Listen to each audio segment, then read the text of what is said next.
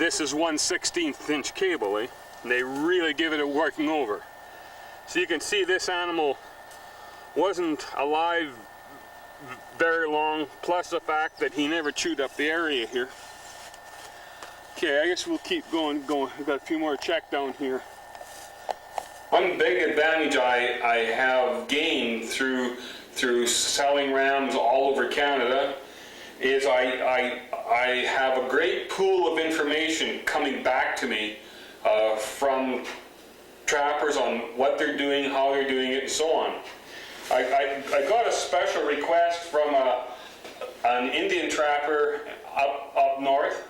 He bought some rams off me and he was happy with them. And he sent me a snare down. He told me he wanted a bunch made, and the snare he sent down was for catching lynx. And so what he wants here is he wants these little ends left on here. These whiskers are made by leaving a tail on the piece of cable that comes through this metal stop here, and cutting about 3/4 of the strands off and leaving these about an inch long, inch and a half long, then unwinding them, and it leaves a jaggy kind of little, almost like little hooks there. And when the animal passes through, these would get entangled in his hair and draw the loop closed. Okay, just a little bit of information on my break-free snare.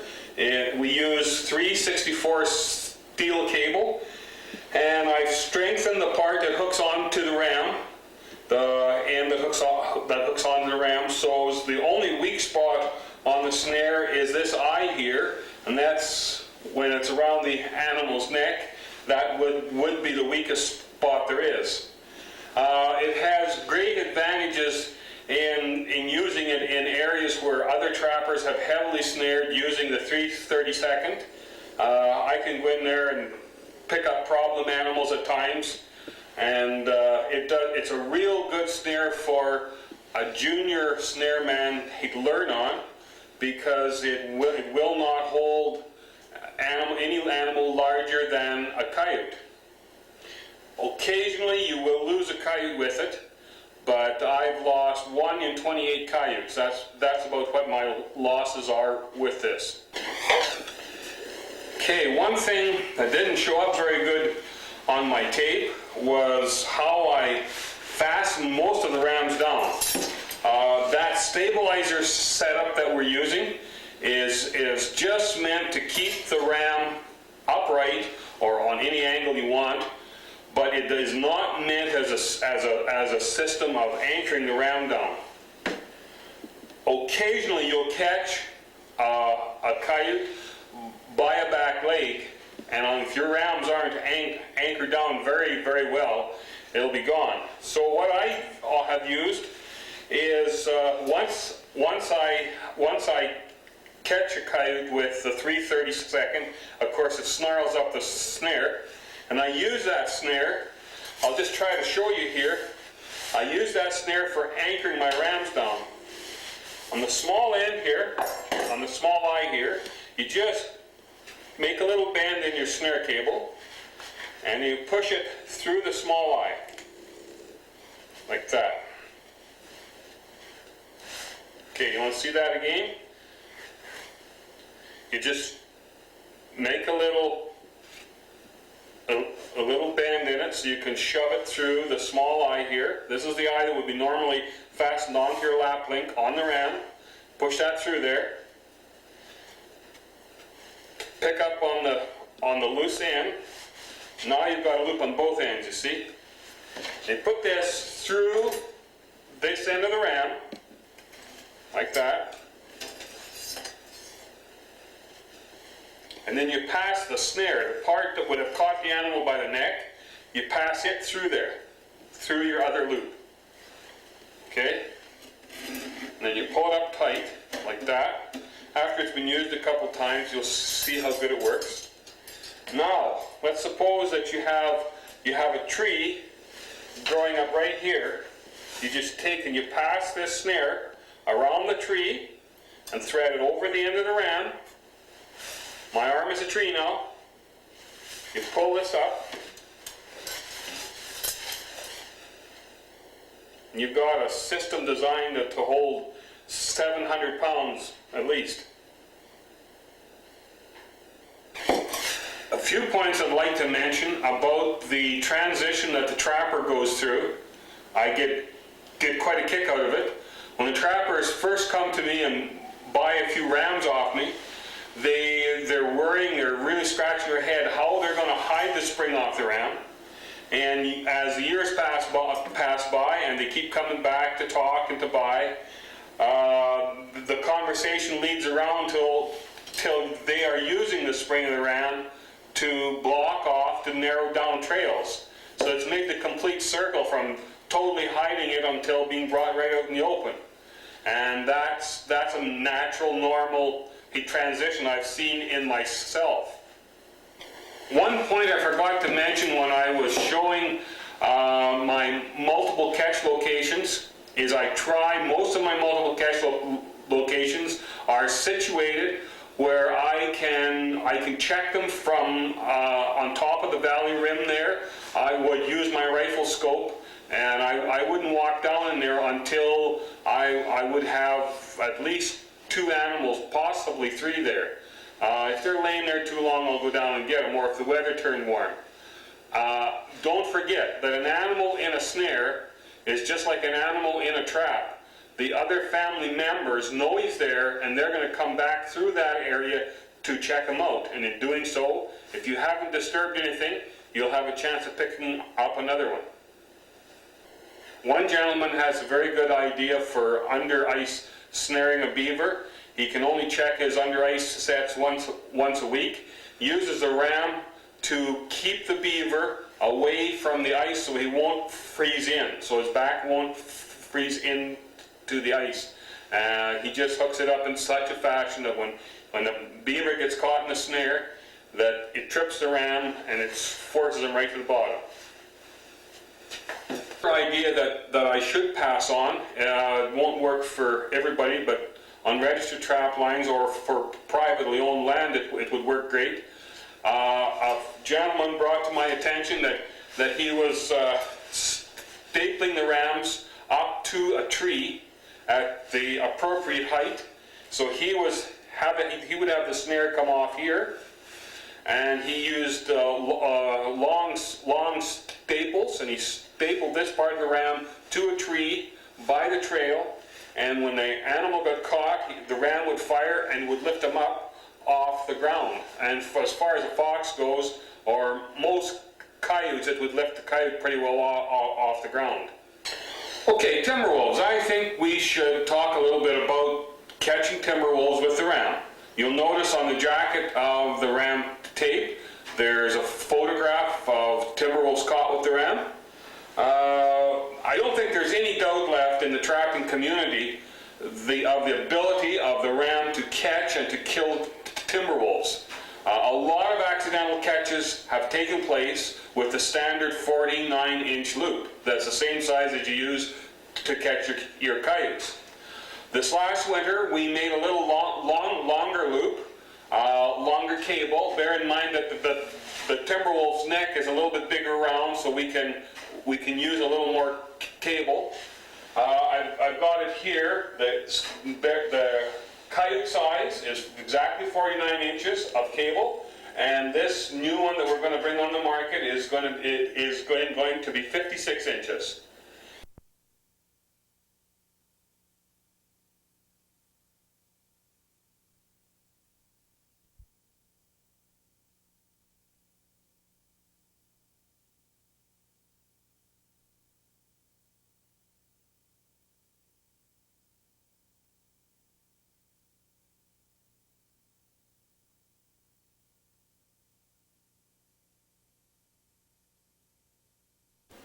Okay, just a little bit on the first rams I made. After I got the original idea, I went out to my shop and I took 2 hood springs off of an old truck, and I used 1 by 1 inch tubing, and I just kept welding and cutting and forming, bending until I had something that I thought would work. It works just exactly the way the rams I sell. It had a notch here. I have this over the end, just like your eye on the ram. And on this end, the snare went through a hole, and you had to hammer a stop on there.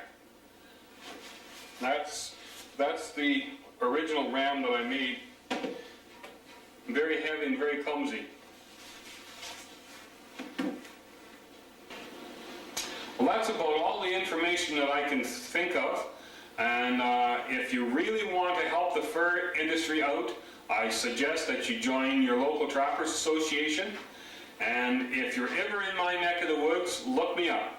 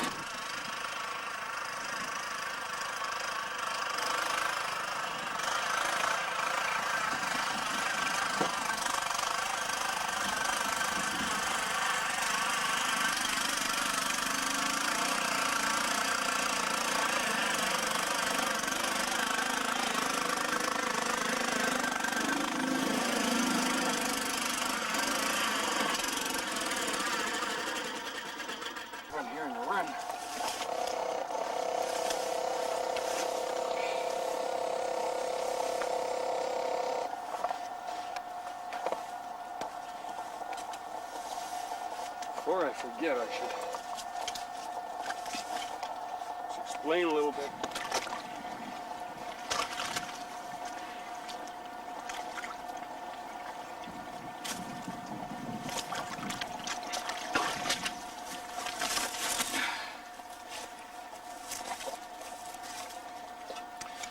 We should talk a little bit about trapline management here.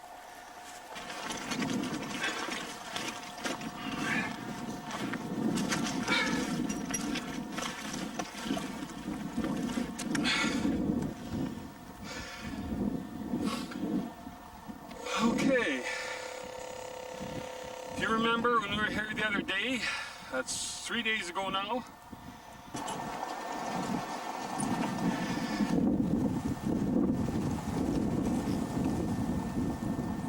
nice big beaver, caught with the bait on the trigger again. See how you get a nice humane kill there.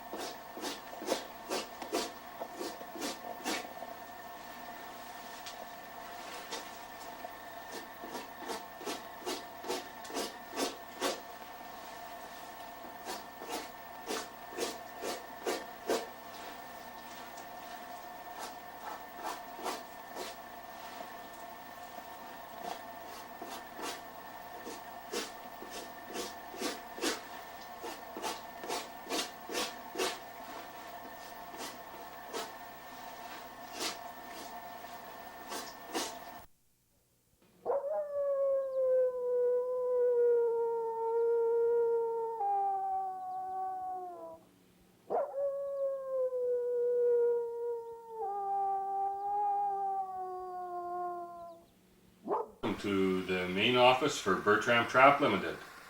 We'd just like to update you on a few things that we've added to our line of equipment. I have designed the spring with enough power to successfully kill animals as large as raccoon and fisher. The biggest surprise we had this last winter, we've sold 1,000. We've only been producing them for 8 months, and it was the first trap I ever manufactured and sold that was I had orders before I ever had one. The biggest surprise was accidental otter catches. We've had 5 people phone us this last winter and tell us that they had mink sets and otter had jammed their head into it and it killed them very quickly. What we do is just wrap wire. I use stovepipe wire, 18-20 gauge wire, wrap around, and I just make my noose. I custom make the noose for each application that I'm going to use. A very large mink can squeeze through a very small hole. You want the mink's feet to go under, so it will kill them with both feet through or 1 foot through, but it's a lot faster and a lot better if you can just catch them by the neck. So what I do is I just weave this wire around so as I get control out of my loop. The trigger system is very simple. It just works on leverage. There's a little slot in the trigger plate, and the cable goes in there, and it's just a matter of a few ounces to actually trip the ramp. I have caught squirrels with it in actually testing it, and now, one of the things that I've came up against was people are wondering how they're going to mount this ram up. Well, I don't even worry about that. I just lay the spring down and I take my pliers and I twist the wire to actually sit just exactly the way I want in that hole. I brought a ram in here that I take to the conventions. Oh, by the way, this one here has this extra safety on here, and that's just so it can't be accidentally fired at conventions and at shows. Sometimes a snare is reusable. I've just used this 8-ounce lure bottle to show trappers how strong the spring is and how it cuts off the life support system of the mink very quickly. I just show this the indent. One of the misconceptions when I brought out the mini ram was people thought I was trying to replace the conibear, and that isn't the case at all. I think a trapper should be like a mechanic and have access to a whole chest of tools, not just specifically one. Conibears are great in the right spot. I wrote an article in the paper in a trapper, but I've always noticed where you have that little round mink hole in the bank or in the ice, and you try to work a conibear in near that hole, either by chipping the ice or reshaping the bank or whatever. I've always noticed how the mink shy away, and so this is where I've always gone back to using the cable and successfully taking those mink and on those locations without altering any of the vegetation or any of the bank at the actual set site. Louise and I would like to thank everyone for all the many letters, the many thank yous we get, for the many suggestions on new products that they would like to see us manufacture or handle. It's been a really exciting 12 years now. We have over 30,000 #1 power snares out in use now, and we're going to make more tapes. I've got a book, a lot of material for a book. We just haven't had time. You guys have kept us so busy, and which is good. It's paid off a lot for the valued letters of encouragement, the orders, and the many pictures we receive. So this is from Louise and Bert. Thank you very much.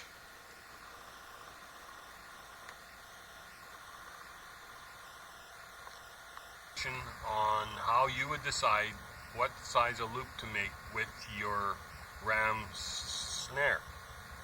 This coyote we've had frozen. We're doing our skinning in the spring. These are late caught coyotes. This coyote weighs 34 pounds. It stands, if it was standing straight, it's standing 21.5 inches. And if its legs were on frozen, would probably be about right. The ears would be sticking more up. This one would be up. Bear in mind that the ears, when they hit the top of the snare, they sometimes cause coyotes to back out. Okay, this is the way I use the breakaway cable. This is gives me about a 12-inch loop. And I like to have my snare about 12 inches off the ground. Now that is the ground. We're talking about where the coyote's feet would punch through the snow and where they would rest. That's something you have to learn for yourself because of different snow conditions across America. A lot of people tell me that they catch coyotes in 8-inch loops, which is fine. They're a better snare man than I am. I'm a lot more greedy than that, and I want as large a loop as I can possibly get because of the ears of the coyote and the different positions the coyote walks and carries his head. If he's looking over that direction, you can see where his nose could easily run into the snare and cause him to either brush by it or back out. If his head is too low, is the least damage. He would just walk through, pick the snare up, would brush across his back like a twig, and nothing would happen. I would ideally like to have the bottom of the loop to catch the coyote on his chest, and by that point in time, the coyote is dedicated. He's moving ahead. The noose becomes smaller, causes the coyote to actually panic, and completes setting the noose, plus he trips around. This is a 3/64 1x7, what we call our breakaway. It has a lot of advantages. You can see it's springy, it'll come back. Aircraft won't do that. Plus it has the ability to catch 99% of your coyotes and lose 99% of your deer. Just to show how the ram lock works, it is a spring-loaded tongs that will fit on any conibear, even these big magnums from Quebec and Ontario, and it is a very worthwhile investment. If you trip it, it just can't hurt you. Now, another point a lot of trappers are making, this is the old snare. This coyote was froze when I brought him in a couple of months ago, and I don't take that snare out when the animal's frozen, because you'll see sometimes where it does damage on your pelt, rips guard hairs out and so on.